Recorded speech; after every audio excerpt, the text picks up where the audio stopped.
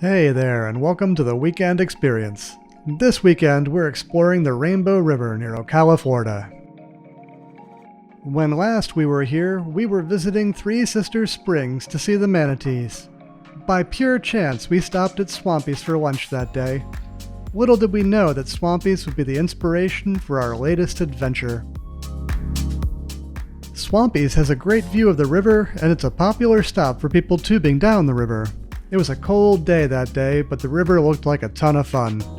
We decided right then and there we'd be back in the summer to see where the river leads us. And so here we are. It's the summer of 2021, and we've returned to Rainbow Springs State Park, home to all that is tubing on the Rainbow River. While it's mainly a campground, it's also the tubing launch point for the official tubing parking area just down the road. We didn't get it on the video, but the bus full of tubers shows up quite regularly. Rather than tubing, we decided to break out the paddleboards. It's $25 per person to rent a tube and get a ride back up the river. We've already got the paddleboards, so we can do that for free.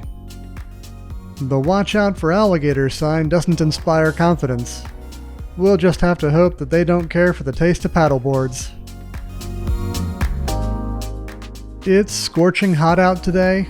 Unlike our previous visit, the 72-degree water feels great. We're just heading upriver, gonna check out the Headspring in a little bit. Let's see how it goes.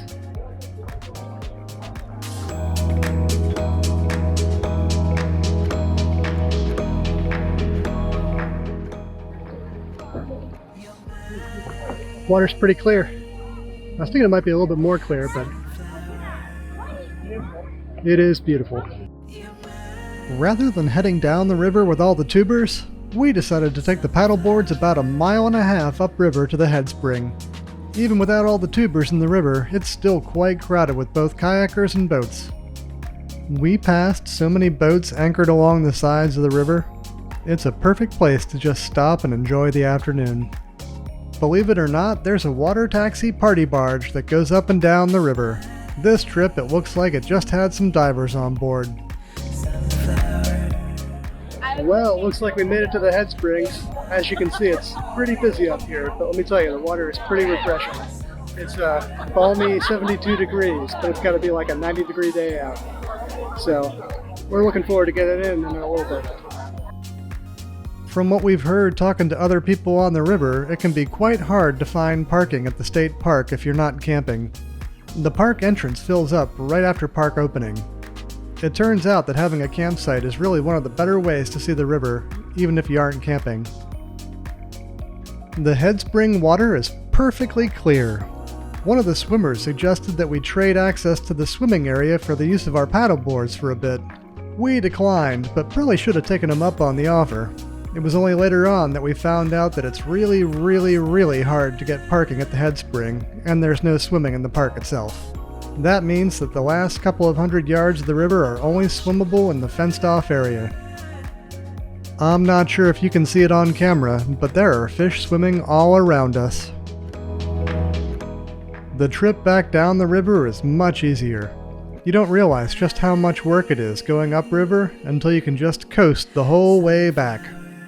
One of the interesting things about the park is that it's only on one side of the river.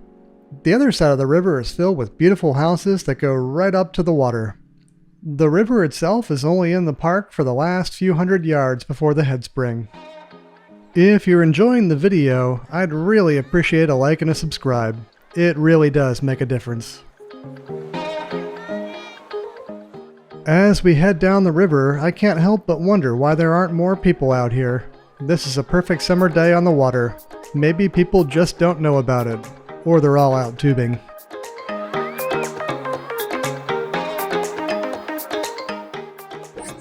It's quite a bit easier going downriver than upriver. We're not even paddling at all, just kind of cruising along.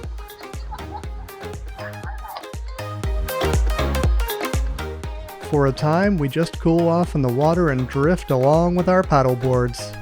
The water is cold, but you don't know it with the sun so hot.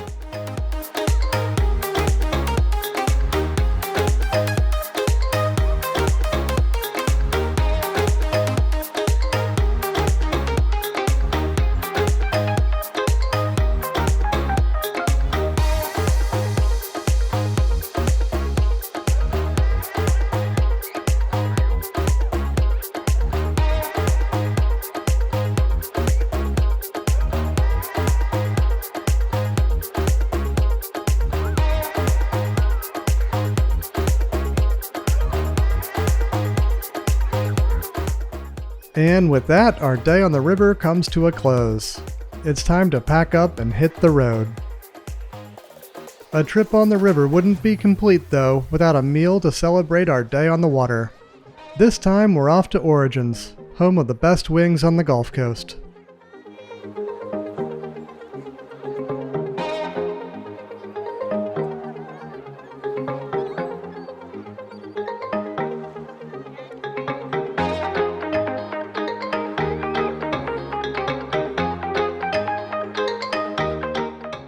A couple of cold beverages, the previously mentioned hot wings, and a hot pizza really top off the day.